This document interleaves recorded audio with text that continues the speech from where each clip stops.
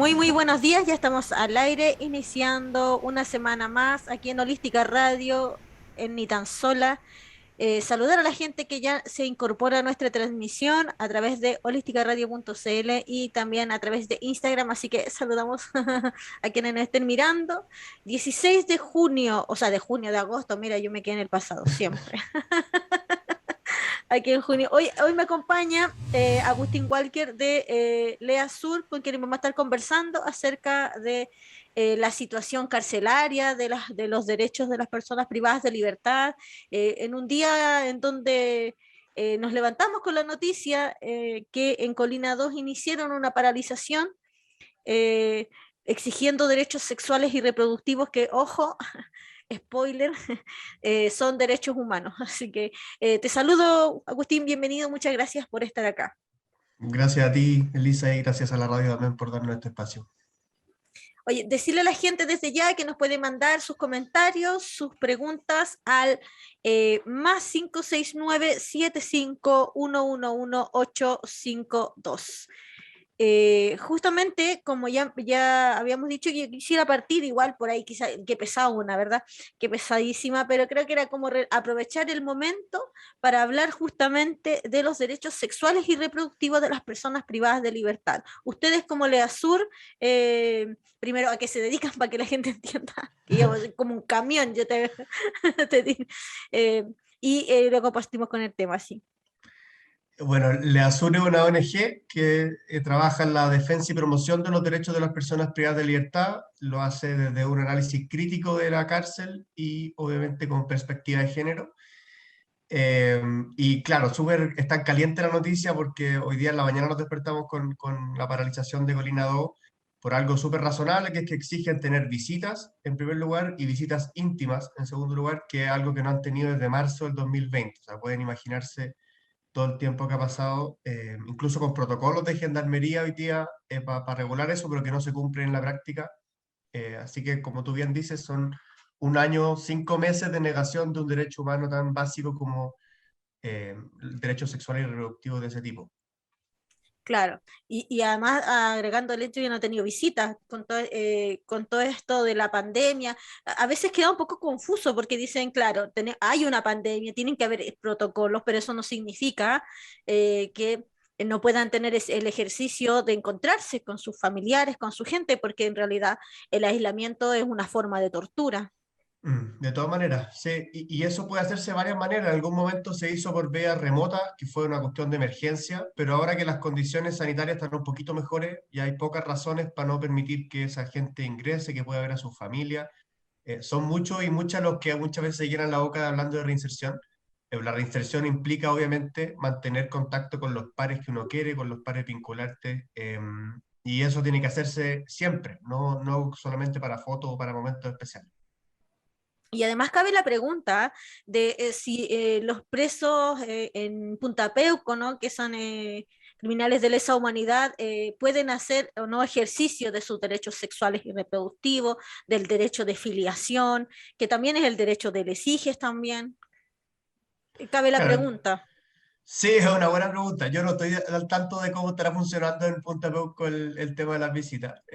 Yo me imagino que son más flexibles en ese caso, pero en realidad son 40.000 personas privadas de libertad que no están en Punta Peuco, que están en cárceles normales Claro. y que han visto impedido su derecho a tener visita, entre muchísimos otros derechos, obviamente. Pero este ya es como tiene una cara humana mucho más brutal, creo yo, el impedir que se vean con las familias, con las parejas, con gente que quieren. Sí, sí. Yo creo que también sería interesante empezar a hablar un poco de la cárcel como institución, digamos, como una institución total, digamos, en una sociedad eh, ya neoliberal, ¿no? Con una fuerte entrada de las concesiones después de la década de los 80, donde se impulsan principalmente en Estados Unidos, Ujú. todos estos tipos de privatización, avanzar hacia la privatización de las cárceles. Sí, o sea, claro, en Chile es una cuestión, las concesiones surgieron en el 2000 como un intento de lograr ciertos fines que eran descongestionar las cárceles, lograr más eficiente la administración de las cárceles, abaratar costos, lograr más reinserción. Y hoy día hay varios estudios que nos demuestran que eso no ha sido así, digamos, no ha cumplido ninguno de esos objetivos. No es ni más barato para el Estado, ni genera menos delincuencia. Lo único que sí se ha comprobado es que tienen en algunos casos mejor infraestructura, pero eso es lógico porque son más nuevas que el resto de las cárceles. Pero en general son promesas incumplidas la de las cárceles concesionadas, y solamente han llevado a una ampliación aún más grande del aparato punitivo del Estado, y de las cárceles en particular, en Chile y en buena parte del mundo. Eso contrasta porque desde los estudios lo que se ve, lo que se puede evidenciar es que ha crecido exponencialmente la población penal.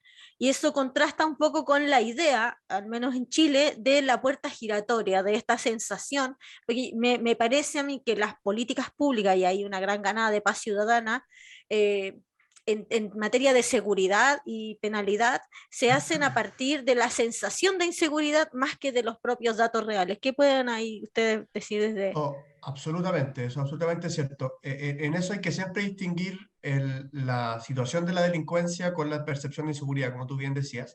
En Chile el mayor aumento de la población penal se vive desde los 90 a la fecha. Especialmente hasta el 2010 hay un aumento exponencial en que se multiplica por mucho la población penal, en circunstancias de que son épocas en que no han existido grandes variaciones de la delincuencia. Entonces, lo primero que hay que desmitificar es que tenemos más cárcel porque ha aumentado mucho la delincuencia. Eso es absolutamente falso. La cárcel es una decisión política completamente autónoma, a la delincuencia. Y lo que sí ocurre es que en buena parte de los proyectos de ley que han aumentado las penas, que han potenciado la cárcel, se habla de una percepción de inseguridad. Hay varios estudios, en eso hay un estudio de Lucía Damert que lo aclara muy bien, que demuestran que la percepción de inseguridad es algo muy distinto al miedo a la delincuencia. Tiene que ver con una fragilidad sociocultural mucho más potente, mucho más compleja que el solo temor a la delincuencia. Eh, y en ese sentido, claro, así es parte de este fenómeno más macro del populismo punitivo, en que se prometen grandes cosas que son políticamente súper rentables para quienes la promueven, eh, pero se adoptan medidas que no modifican, que no alteran los índices de delincuencia y que sí aumentan exponencialmente la población privada de libertad. O sea, al 2010, que fue el incendio de la cárcel de San Miguel y que bajó después de eso la población penal, pero hasta ese año teníamos una tasa de 320 personas presas por cada 100.000 habitantes, que era de las 5 tasas más altas del mundo. Hoy día ya está más baja, está cerca de 210, 211 por cada 100.000 habitantes, pero siguen siendo tasas muy, muy altas para la criminalidad que existe en Chile, que es más bien baja. Sí. Aquí tenemos comentarios en Instagram, saludar a la gente que nos mira. Bjork nos dice, vivo en USA, las cárceles acá son un tremendo negocio y son fuente de trabajo forzado, una real esclavitud moderna. Oye, estaba viendo sobre la situación de las cárceles en un estudio que ahí les recomiendo y les voy a dejar ahí en Instagram, que era sobre las concesiones y la neoliberalización eh, de las cárceles, y decía que en Estados Unidos llega a ser parte del presupuesto nacional, o sea, se cotiza en el mercado bursátil, casi 3.000, casi 3, tantos billones de dólares genera, y es un negocio importante, digamos. Sí, sí, sí, en Estados Unidos, como diría Angela Davis, el sistema industrial de prisiones es ya casi bueno, una partida presupuestaria aparte, y una actividad económica muy importante. O sea, el lobby que genera también es gigante, y eso explica que Estados Unidos tenga tasas de privación de libertad. Yo te decía en Chile 211, en Estados Unidos 640 por cada 100.000 habitantes. O sea, son Sí. 3 millones de personas privadas de libertad, que es una brutalidad de cantidad de gente, y una buena parte de esa población privada de libertad es afroamericana en Estados Unidos, o sea, una Claro, desproporción en tiene un eso. componente racial Sí, importante. de todas formas. Sí, quería, volviendo a Chile también, ¿cuánta es la cantidad ahora como de población penal en general, ahora sí, más o menos? Son Digamos. cerca de 40.000 personas, siempre rondean entre los 39.000 y los 41.000 en el último tiempo. Claro, porque yo creo que ahí el setting, ¿no? La agenda publicitaria y con eso, todos esos reportajes, con esa música, ¿no? Que también tiende a pensar a las personas que delinquen, que están en conflicto con la ley, como seres per se malvados. Y a mí igual, esta es una reflexión personal, digamos. me cabe la duda, porque las personas tratan se relacionan, ¿no? Tienen una percepción de la persona privada de libertad como alguien que, que la ve por sí solo, vela por sí mismo y ataca a una comunidad. Y a mí me llama la atención porque en una sociedad profundamente neoliberal, donde prácticamente no existe la comunidad, se castiga tan severamente ese ataque a una comunidad que en realidad no funciona bien. Sí, sí, de todas maneras. Y tiene que ver, o sea, cuando uno ve las características de la población privada de libertad, uno ve que hay un problema estructural mucho más grande y que no es esto de que una persona fría y racionalmente decidió hacer daño al resto de la colectividad. O sea, cuando uno ve que una población súper joven, en que el 67% son menores de 35 años, por ejemplo, el 60% abandonó el hogar antes de los Claro. 18 años, el 68% delinquió antes de los 18 años, cerca del 50% pasó por el Sename, casi la mitad nunca tuvo un trabajo previo a la privación de libertad y quienes sí lo tuvieron ganaban en promedio 72.000 pesos. Entonces, hablar de que esas personas son simplemente gente que decidió adoptar el oficio de la delincuencia es desconocer la realidad del país. Claro, ahí también es muy clarificador ese estudio de Fundación del Maipo, San Carlos San del Carlos del Maipo, Maipo, sí. sí, que es bastante interesante porque también muestra como el tema de los bienes sociales, ¿no? Como el nivel de exclusión social al que están sujetos las personas privadas de libertad, considerando además que imagino y ustedes como Lea Sur deben tener más información al respecto, que la experiencia de cárcel debe ser sumamente empobrecedora, debe venir a reafirmar mucho más esos niveles de exclusión. Ahí, sí. Yo considero que debe ser, porque si estamos hablando de que casi el 60% de las personas privadas de libertad sobre los 3 años reincide, eso habla de que no hay condiciones materiales, estructurales que puedan sostener la existencia luego de una prisión, luego de un tiempo en prisión, considerando además toda la carga social, el punitivismo social al que está sujeto una persona que pasa largo periodo en la cárcel. No sé si me Deja- alcanzaste a escuchar, pero lo puedo repetir. No escuché absolutamente nada, Ya, me caí, perfecto. Lo que te perdón. quería preguntar es que considero que la cárcel debe ser la experiencia de cárcel, y así también creo que lo pueden reafirmar las cifras, de que para eso nos sirven igual, que es una experiencia sumamente empobrecedora. Y lo podemos ver en que personas que están más de 3 años privadas de libertad, en un 60% reinciden en los delitos. Y es porque no existen condiciones materiales que puedan sostener la vida después de la cárcel, además con toda la carga social que lleva, de exclusión laboral, etcétera. Ahí ustedes como Lea Sí, Azul deben tener mayor eh, información al respecto, imagino. sí, completamente. O sea, la cárcel es un reproductor de exclusiones sociales previas. Lo que hace es profundizar una marginalidad preexistente que es súper potente y que se refleja un poco en las cifras que ya veíamos. Pero lo que hacemos es agarrar a esa gente y meterla en espacios altamente hacinados, en que existe un cierto 13% de sobrepoblación a nivel nacional. Los metemos en lugares que no tienen acceso a agua, que no tienen acceso a electricidad, que no tienen acceso a privacidad, que no tienen acceso a agua caliente, mucho menos. Eh, Incluso acceso a baños, en muchos casos es un tema. Los encerramos en las celdas, o sea, no satisfechos con encerrarlos en recintos penitenciarios, dentro de las celdas los metemos en promedio 15 horas al día, o sea, están 8 horas en actividades productivas o de las que sea, y 15 horas encerrados en la celda, en esos espacios de hacinamiento. Lo metemos en espacios sumamente violentos, en que ya cerca del 50% declara sufrir violencia físico-psicológica. Nos metemos a espacios que abundan las sanciones. Hay muchas sanciones que son por aislamiento solitario, que no sé si ustedes lo han escuchado, pero que los encierran en piezas de 2 metros por 2 metros, sin acceso a luz natural, sin acceso a agua, baño, etcétera, sin acceso a salud, sin acceso a educación. Agarramos a personas que el 98% no tienen el mínimo de educación para acceder a empleos formales, o sea, no han terminado la educación media. eh, y gente que tiene consumo problemático de alcohol y drogas, que es muy potente y que tampoco es tratado dentro de los recintos penitenciarios. Y a esa gente la encerramos en promedio entre 5 y 10 años en la mayoría de los casos, y después pretendemos que salgan reinsertados y reinsertadas. Entonces es una oda al absurdo esto, porque no hay cómo, no ponemos nada de nuestra parte para que esta reinserción funcione. Sin embargo, somos muy buenos para exigirla.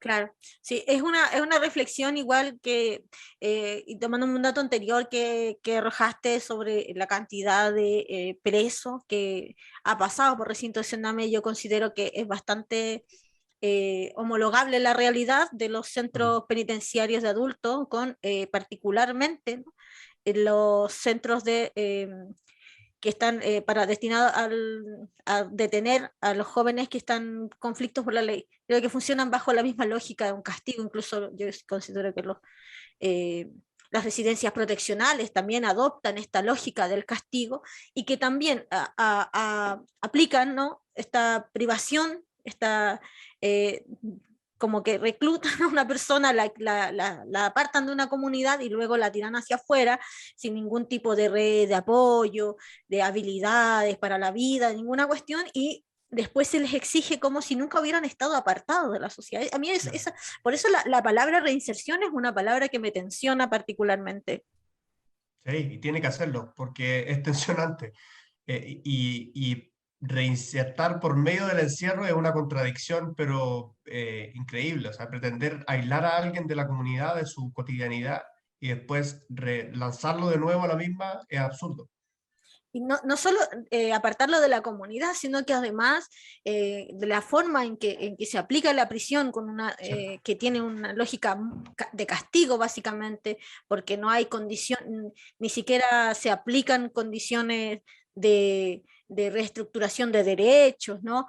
Donde las cárceles violan sistemáticamente los derechos de las personas privadas de libertad. Por eso estamos ahora hablando en medio de una contingencia que tiene a los presos de Colina 2 en una paralización exigiendo visitas, que son exigiendo el ejercicio de sus derechos sexuales y reproductivos que le está siendo negado.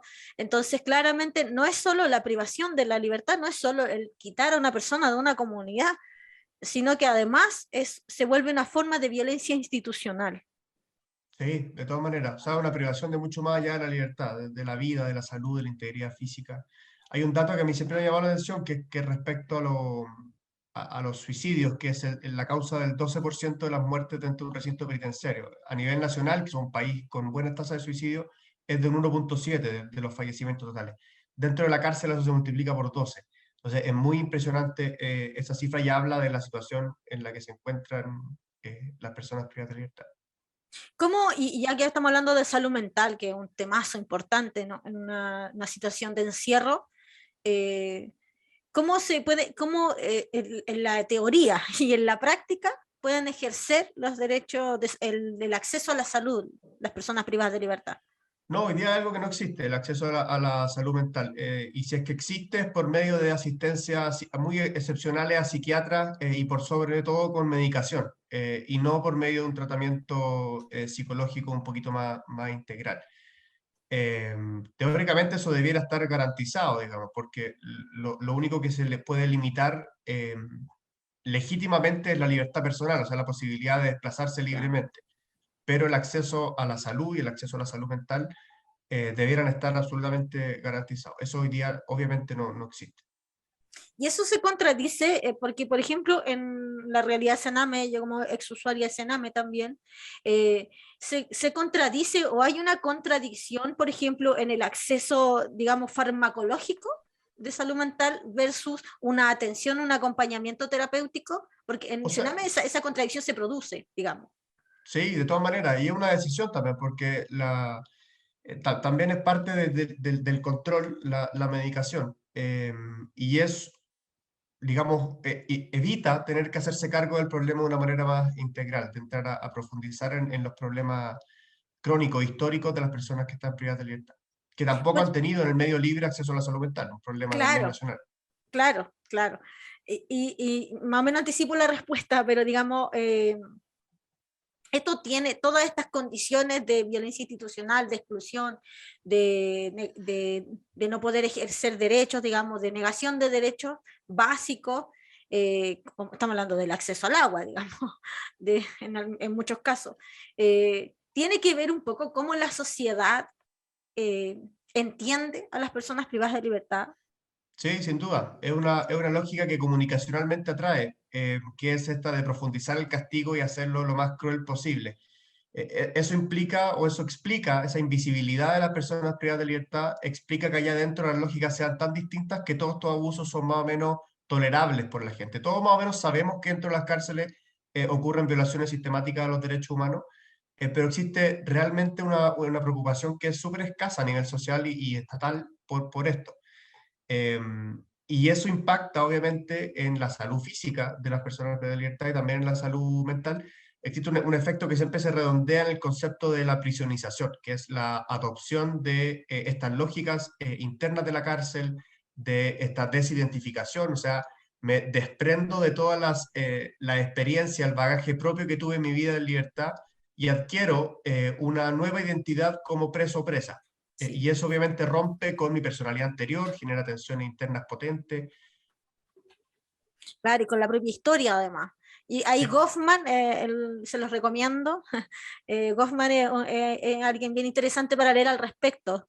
Eh, un libro que lo tengo acá mismo, los tengo ahí por si alguien lo quiere, tengo toda esa literatura, me mandan, les mando el link, que habla sobre justamente esta prisionización, esta identidad, pero es también por medio de un fuerte condicionamiento, esto de vivir en formación, de tener esos horarios de reja, digamos, ujú. va permeando en la subjetividad y va un poco desidentificándote de ti mismo y te vaya adoptando como que te identificas de preso, digamos, y esa es como tu identidad.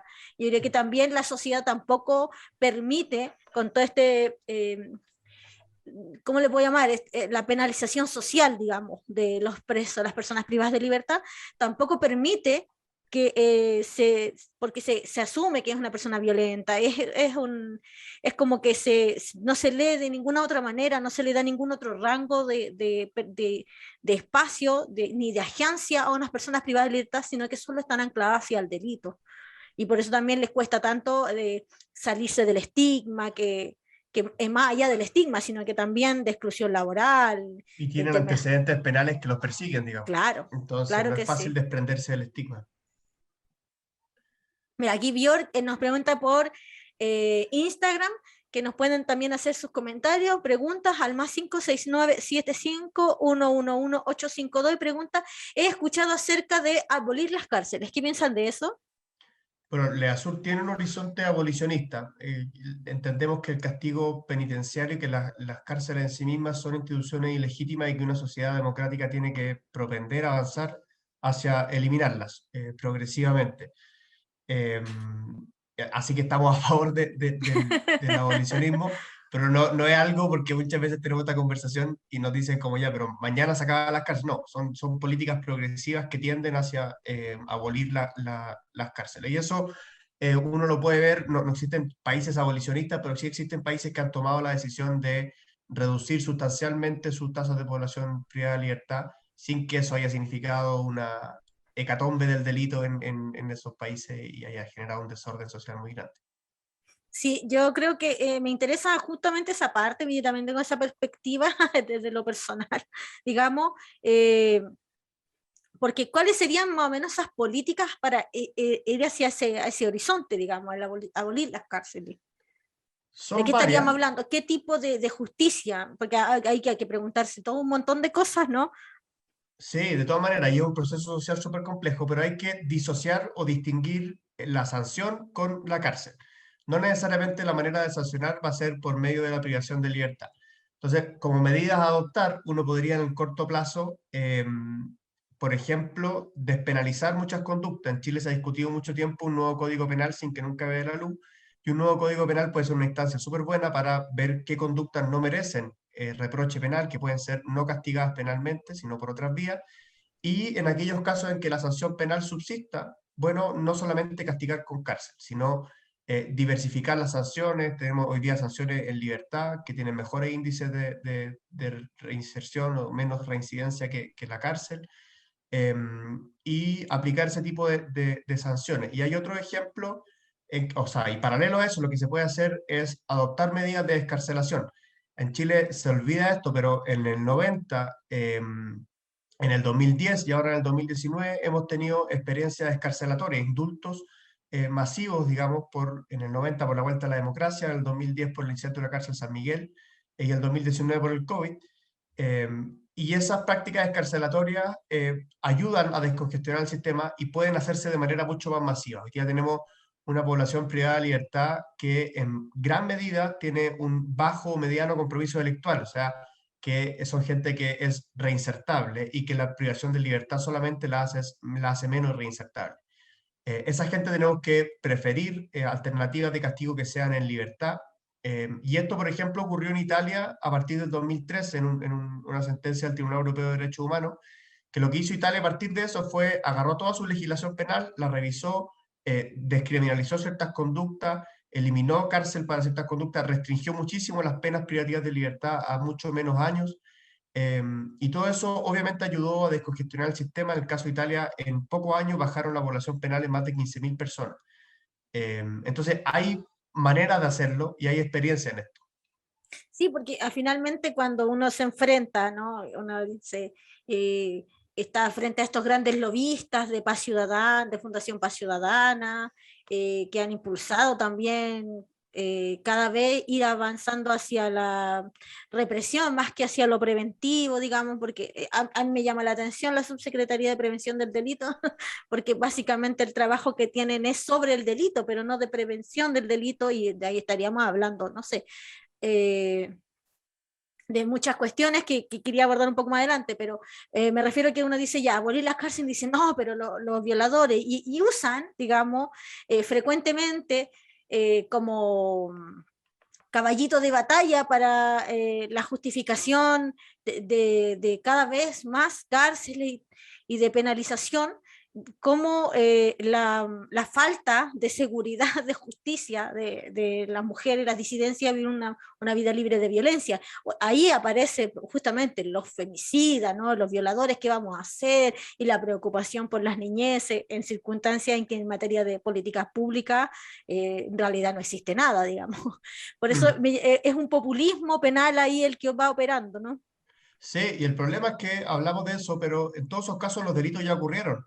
Claro. Entonces llegamos tarde ya. Si queremos hablar en serio de esto, adoptemos políticas preventivas que sean serias y multidisciplinarias para abordar esos problemas antes de que el femicidio ocurra, antes de que la violación ocurra, en vez de preocuparnos solamente de encerrar a la persona que ya violó, que ya mató.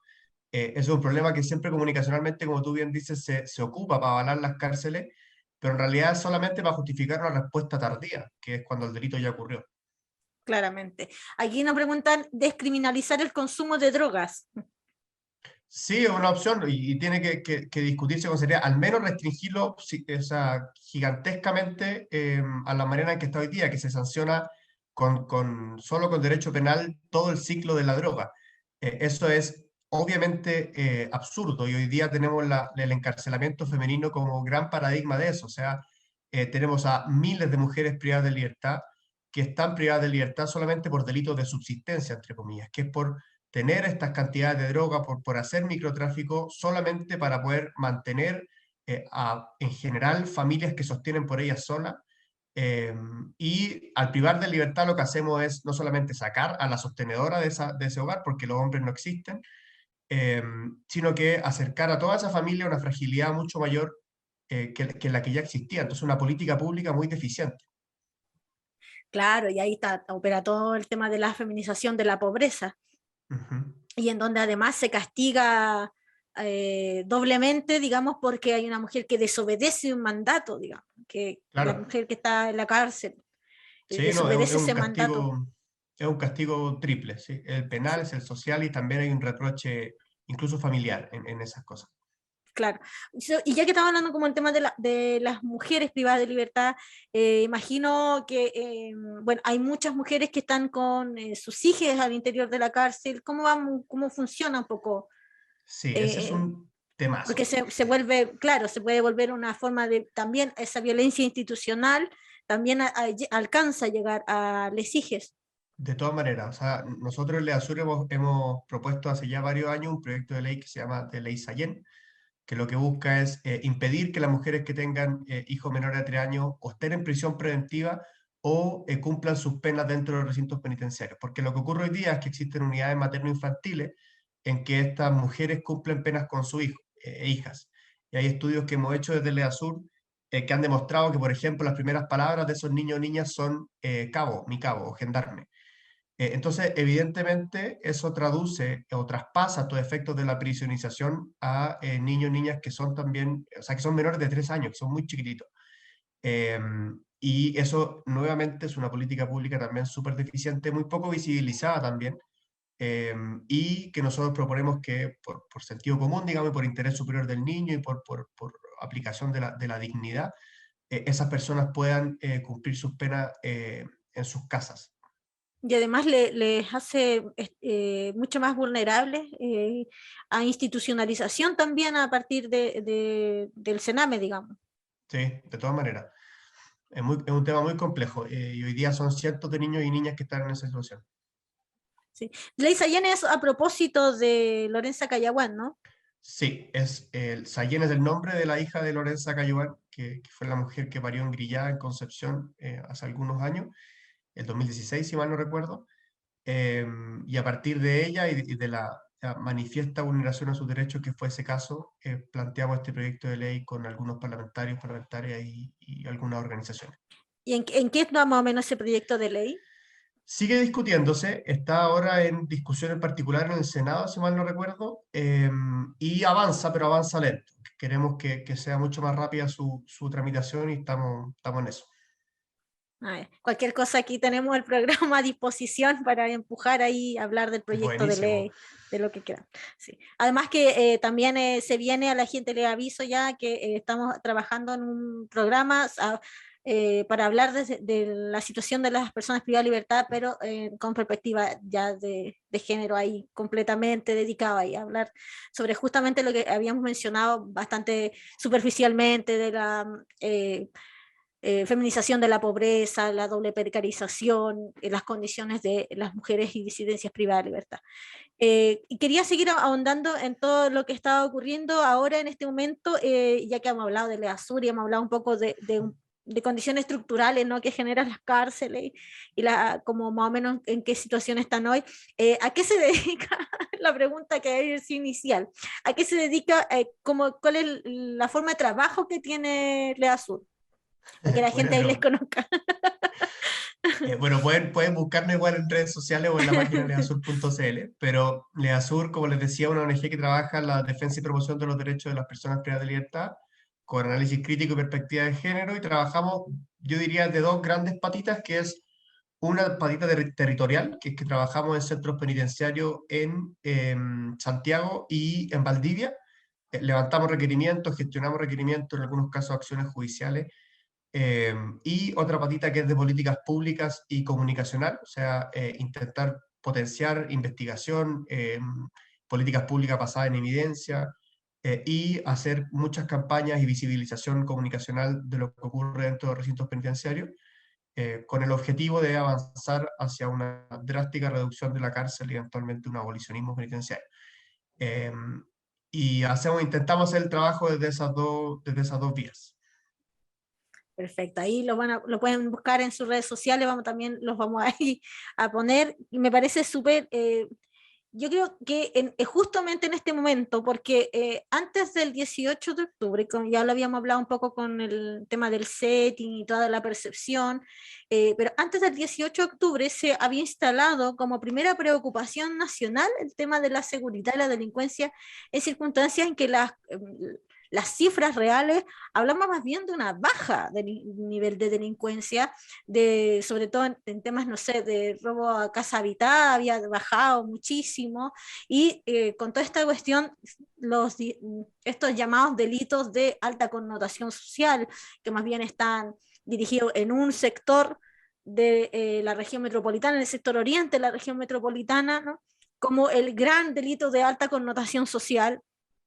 Entonces, antes de eso, como habían instalado este tema como la primera preocupación nacional versus, por ejemplo, el acceso a educación, la salud, la garantía de derechos de las mujeres, las niñas y las disidencias, vivir una vida libre de violencia. Y considero que después, a pesar de que ahora se ha ido fraguando un poco, esos temas han pasado un poco más. El tema de la delincuencia ha bajado un poco, pese a que existe siempre de parte de los medios este interés de dedicar enormes minutos a las bandas delictuales, con toda una connotación así de peligro latente, en donde surge igual, donde se incrementa esta sensación de inseguridad, pero ahora han pasado a tema nacional los derechos de las personas. Entonces ahora creo que un momento bastante fructífero para hablar de los derechos de las personas privadas de libertad. Sé que es una pregunta muy pareciera obvia, pero por obvia se omite, que cuáles son los derechos de las personas privadas de libertad, digamos. Bueno, sí, es un buen tema. Y efectivamente la gente percibía como a la delincuencia como la principal preocupación de sus vidas, pero en un 75% o algo, en realidad no recuerdo si era ese porcentaje, entre un 70 y 80%, esa preocupación venía de la televisión y de los medios de comunicación. O sea, evidentemente está alimentada por ese, y que es razonable, si uno ve en las noticias todo el día que hay alguien que mataron, que robaron, que asaltaron, etcétera, uno tiene la sensación de que eso le va a ocurrir a uno. Y efectivamente esas encuestas mostraban que muy poca gente había sido víctima de delitos en los últimos 6 meses, pero muchísima gente creía que iba a ser víctima de delitos en los próximos 6 meses. Claro, Y esa disonancia había que levantarla, pero no se conversaba mucho en la discusión pública. como Eh, gente que tenía miedo de sufrir un portonazo y no tenía auto, por ejemplo. por ejemplo. Sí, Pero sobre los derechos, en eso no hay que perderse. Los derechos de las personas privadas de libertad son exactamente los mismos de los que estamos afuera, salvo por la limitación a la libertad de desplazamiento. Esa es la única sanción válida que existe hoy día a las personas que están privadas de libertad. Lo que ocurre es que, lamentablemente, por la invisibilidad que es inherente al encierro, muchas vulneraciones vienen de la mano con la privación de libertad y están muy, muy, muy invisibilizadas y tienen poca relevancia social porque está socialmente avalada esta idea de que las personas privadas de libertad al final tienen que padecer más de lo que es legítimo por haber sido criminales o delincuentes. Y en eso nosotros estamos intentando hacer una pega en el proceso constituyente de incluir ciertas disposiciones a nivel constitucional que aseguren este carácter de miembros de la comunidad. Hoy día muchas de las personas privadas de libertad se les quita, se les despoja la calidad de ciudadano y ciudadana, que es claro. algo muy potente. Y que tiene muy poca justificación teórica e incluso práctica, es algo súper ilegítimo y estamos ahí proponiendo que eso que se elimine, además de que se consagren algunas otras normas que aseguren esta calidad de tener los mismos derechos que las personas que están afuera. Y eso habla de derecho a la educación, derecho a la salud. Me dejó súper alarmada el tema de los suicidios. Es Es un una temazo. cifra muy alta, ¿no? Muy Sí. alta. Y considerando además, siempre, y aquí yo me quedé en esta polémica, porque creo me encanta desmitificar esta cuestión de decir, no, que el Estado destina 800.000 pesos, 700.000 pesos para la vida de un preso, una persona privada de libertad, eh, versus en lo que destina el Estado a cuidar a los niños del Sename, porque para esas cosas sí existen las niñez en el Sename, que son, no sé, 280.000. Y eso, ¿cómo lo entonces, Lea Su? Bueno, sí, eso es una discusión que tenemos al menos una vez al año nosotros con el resto del mundo.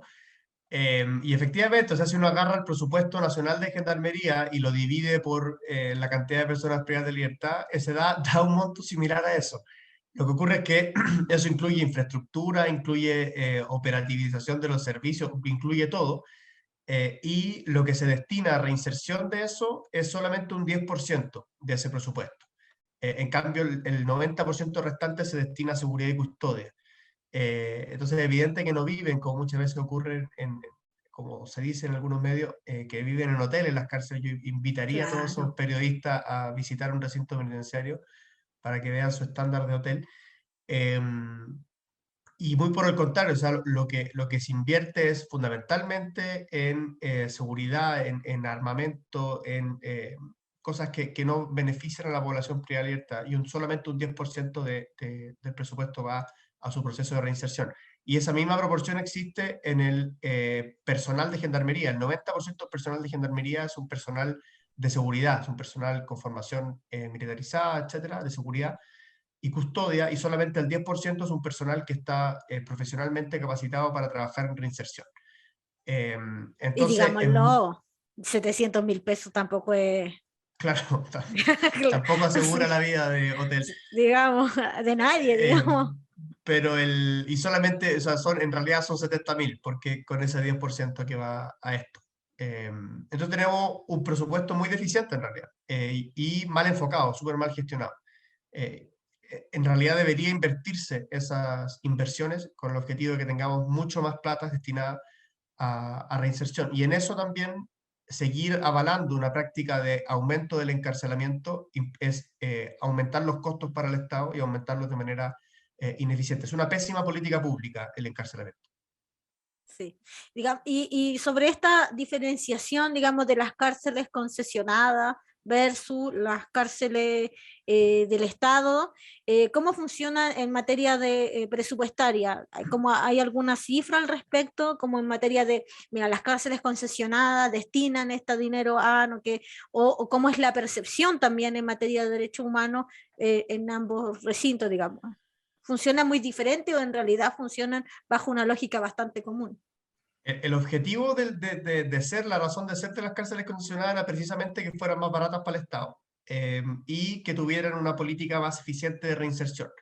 Pero ninguna de las dos ha sido cierta. Existen muy malos mecanismos de compensación de sobrepoblaciones en las cárceles concesionadas, y eso le cuesta plata al Estado, que tiene que pagar a la concesionaria.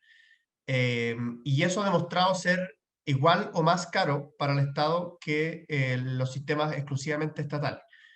Y además, las percepciones de violencia, en esto hay estudios del profesor Guillermo Sangüesa y Francisca Pérez del 2017, y también un estudio del Banco Interamericano del Desarrollo, con Paz Ciudadana, que demuestran que en términos de reinserción, incluso es un poco peor las estadísticas de reinserción en el caso de las cárceles concesionadas. Algunas hablan de un 41% de reincidencia en cárceles concesionadas versus un 38% en cárceles estatales. O sea, aunque no fuera esa diferencia, la diferencia no es relevante a favor de las concesionadas. Y las percepciones de violencia dentro o son similares, y en algunos casos también se han declarado que son mayores en el caso de las cárceles concesionadas. Entonces no ha cumplido ninguno de sus objetivos declarados. Claro, es importante igual. Estaba pensando en esto de todo preso es un preso político. Bueno, eso es también un poco, a mí me preocupa esa frase, y aquí hablo desde yo personal, porque puede llevar a la banalización de la discusión. Si todos los presos son políticos, quizá tiene poco sentido tener la discusión detallada, pero efectivamente el encarcelamiento es una decisión política en sí misma, y a quién se focaliza la política criminal o contra quién se focaliza la política criminal de un Estado también es una decisión política. O sea, contra qué delitos tenemos una mayor severidad, contra qué personas tenemos una mayor propensión al encarcelamiento, es obviamente una decisión política. Como yo les comentaba al principio, hoy día existe una homogeneidad muy potente entre quienes son privados y privadas de libertad. Vienen de sectores sociales muy similares, tienen historias muy similares, tienen historias de exclusión muy similares. Entonces, evidentemente, el foco estatal, la selectividad penal, se focaliza sobre ciertos grupos de personas, y eso sin duda que es una decisión política. Definitivamente, sobre todo en un país que intenta por todos los medios contener las consecuencias de la instalación de un modelo económico que genera precarización de la vida, que genera pobreza, que genera altos niveles eh, de depresión, ¿no? Porque como hablábamos ya de la salud mental de las personas privadas de libertad, no es menor, o sea, la cifra, Chile tiene uno de los países más, la cifra más alta de suicidio adolescente, digamos, y eso tiene que ver con un modelo económico que va generando y lo que hace en realidad se establecen un montón de políticas públicas punitivistas para contener las consecuencias de esa violencia, digamos.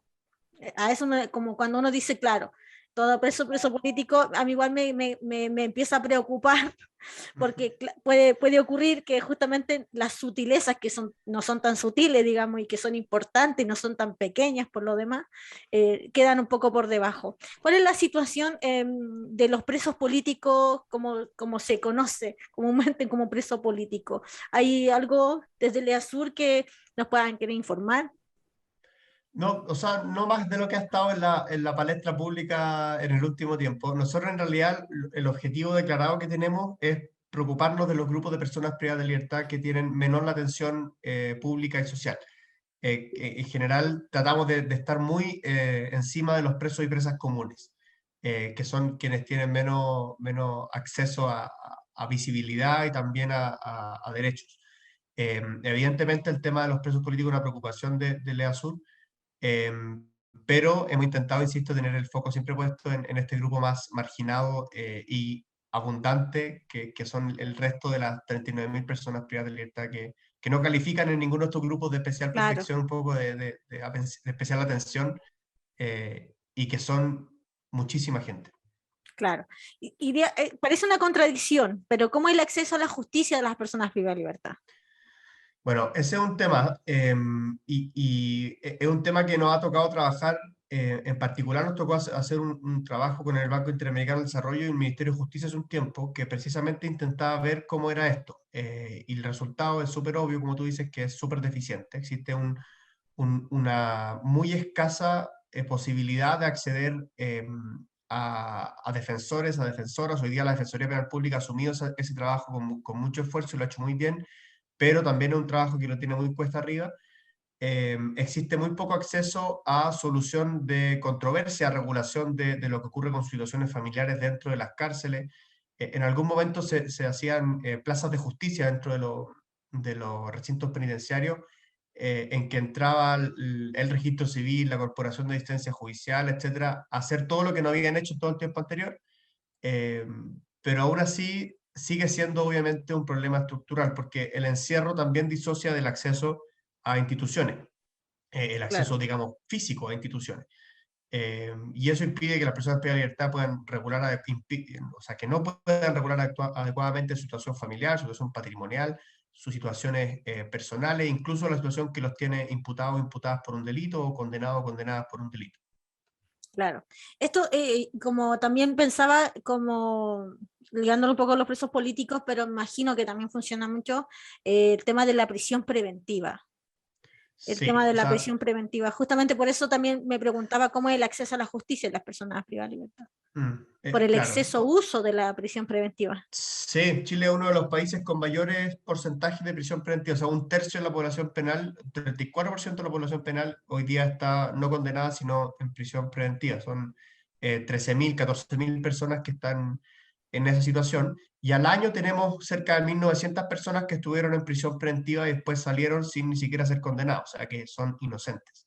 Entonces, evidentemente eso habla mal del sistema, así que tenemos un encarcelamiento que es casi preventivo, que es una presanción, eh, no está cumpliendo su rol. La prisión preventiva, teóricamente, debería ser una medida muy limitada, exclusivamente para casos extremadamente aislados que se necesite para que el procedimiento penal pueda cumplir con sus fines.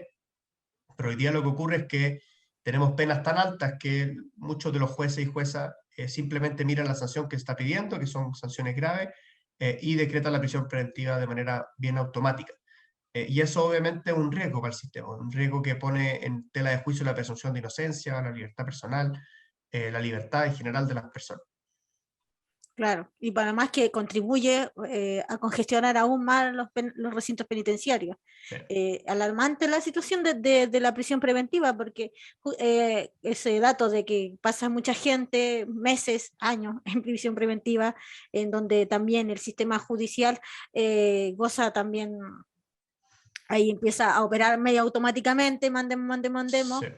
en donde claramente sí. Estaba pensando también, y aquí estamos como casi en los minutos finales del programa, si es que se me queda algo, me puntualiza y me dice, mira, ¿sabes que me gustaría hablar de esta situación? Lo hacemos, tómate la palabra nomás. Estaba, No, estamos bien. ya, genial.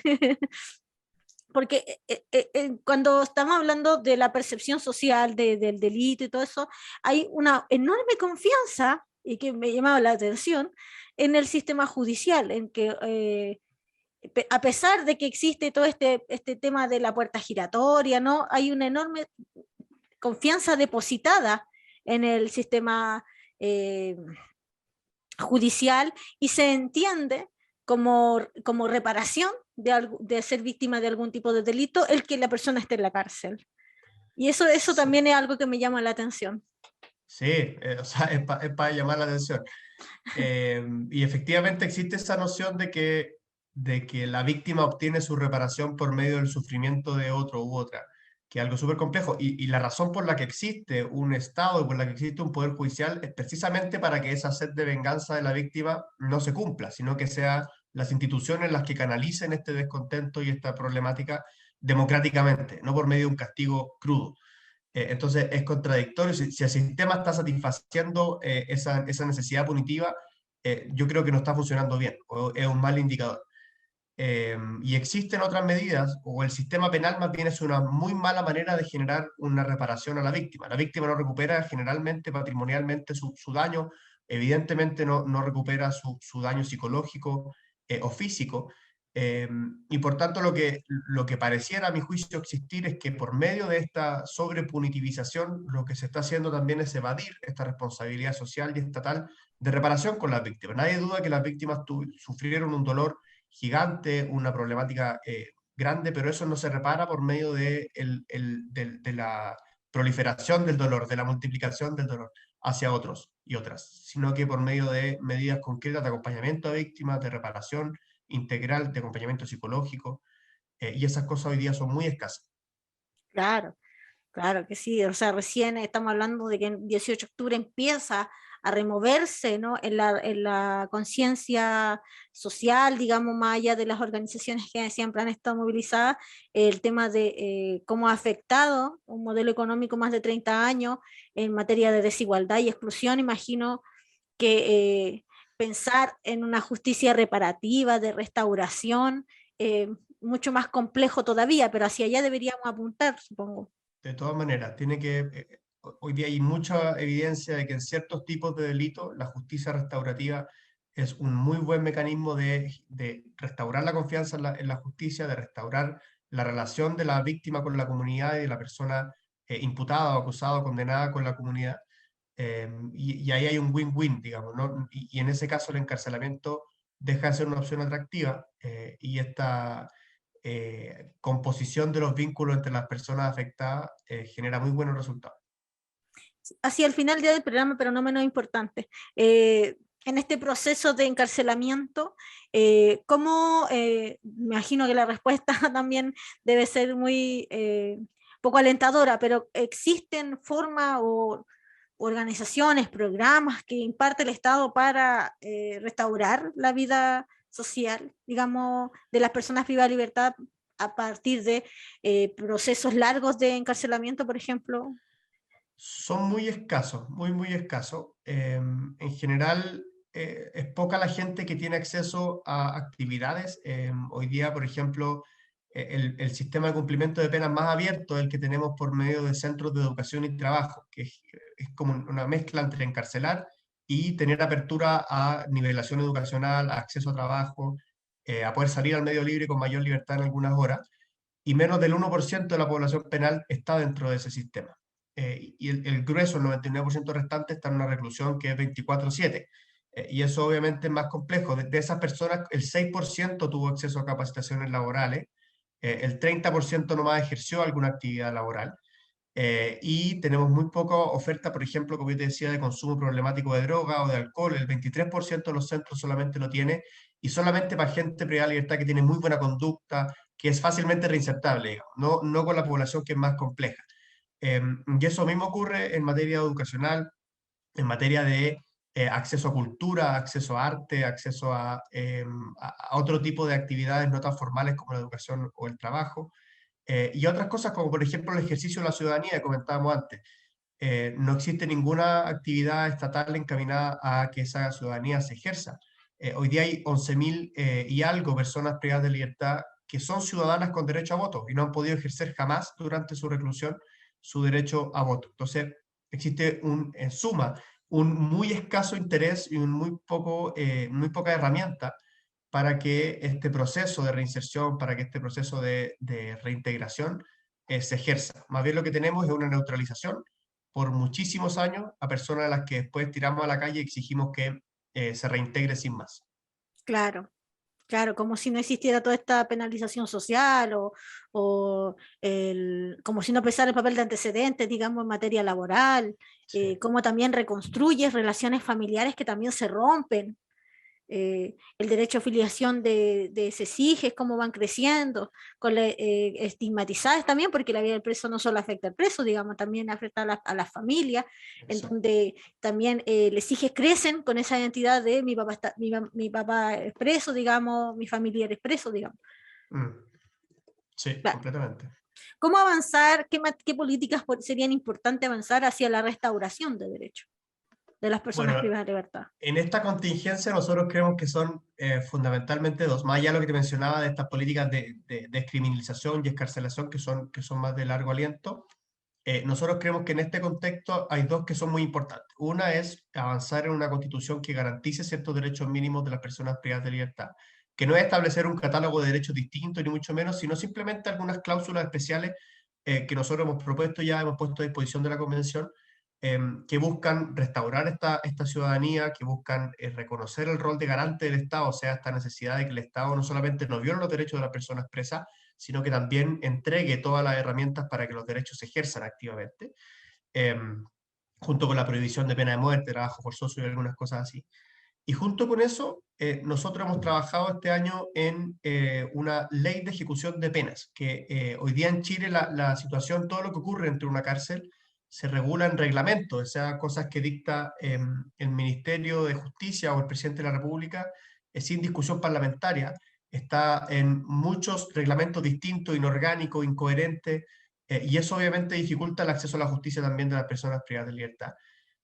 Y nosotros hemos propuesto una ley de ejecución de penas que reúna estas cosas, que dé orgánica, que dé sistematicidad desde una perspectiva de derecho, que cree tribunales especiales para estar a cargo de la fiscalización de lo que ocurre dentro de las cárceles, que cree un nuevo Servicio Nacional de Reinserción Social que esté velando, capacitado, profesional, que esté velando por el cumplimiento o por la adecuada reinserción de esta persona y por el respeto de sus garantías fundamentales, entre otras muchas modificaciones.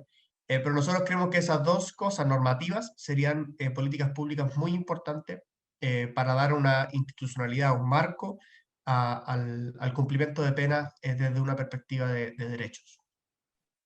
Oye, llegamos ya al final del programa el día, quería agradecerte, si te querías agregar un último puntito, lo que quieras, este es el momento. Recordar a la gente que este programa va a quedar en Spotify, así que si lo quieren volver a escuchar, para que lo recomienden, qué sé yo, oye, se vi que está interesante esta cuestión sobre los presos, mira, parece que no es que ahí estén todos, además que se asume como que todos los presos, hombres, además que uno habla muy en masculino, ¿no? De las personas privadas de libertad, y eso también invisibiliza la prisión femenina, digamos. Es que el sistema penitenciario es un sistema pensado para y por hombres, así que tiene ese problema, como tantas otras instituciones. Pero no, solamente agradecerle el espacio e invitar a la gente a pensar con un análisis crítico la situación de la delincuencia, de la privación de libertad, y a ponerse en contacto con LEASUR ante cualquier duda, inquietud, ganas de conversar o de profundizar en estos temas. Así que muchas gracias a Elisa y a Holística y a Anita Sola por el espacio. Oye, Denise nos dice, muchas gracias por esta conversación en extremo necesaria y relevante. Es necesario velar por los derechos de todos los chilenos y las personas, y recordar también en las cárceles no solo hay personas chilenas, digamos, también hay la comunidad inmigrante debe ser bastante alta. Basta abuso y discriminación a las personas privadas de libertad. Oye, muchas gracias, y dice gracias Elisa e invitados. Cuando quiera, ahí el programa está disponible, cuando se esté discutiendo la ley, lo que quieran. Buenísimo. Ahí estamos. Muchas Vamos gracias. a recoger ese guante, ya que estén bien. Cuídense. Nosotros continuamos aquí porque viene la sección Reviews Piola. Y les quiero hablar de una película que ayer vi, que me parece... es de estas películas que uno dice, la voy a ver porque quiero ver algo que no quiero, que no me haga pensar. Estamos en ese mood, ¿no? Estamos esperando la lluvia yo espero que llegue finalmente. Y haciendo zapping me encontré con una película en este canal donde dan puras cuestiones medias policiales, que otro tema que también se puede relacionar con la cárcel, y me encontré con la película Avenida Cloverfield 10. Esta película está dirigida por Dan Trash Benger, perdona, y la protagoniza Mary Elizabeth Winstead, que trabaja, si la pueden reconocer en películas como Scott Pilgrim, esa, y también en Aves de Presa. Ahí también actúa ella. Aquí me gusta su actuación, pero yo quiero destacar definitivamente la actuación de John Goodman, que realmente hace la película. Creo que su actuación es creíble. ¿Esta película de qué va? Se trata sobre que una mujer va en su auto a terminar su relación y sufre un accidente automovilístico y despierta en un búnker, amarrado a una cama, en una colchoneta, digamos, en un sótano. Y empieza a cachar que John Goodman, el protagonista, le dice que le salvó la vida, que gracias a él está viva, qué sé yo, y hay otro personaje más ahí que también es relevante, y ella empieza a dudar de si realmente, y uno duda todo el rato en la película, de realmente si está mintiendo, que es de real, de que hubo una gran explosión y que afuera el aire es tóxico, que están en un búnker por eso, y que hubo una cuestión media nuclear, entonces empieza a descubrir ciertas mentiras, siempre quiere salir a ver qué realmente pasó.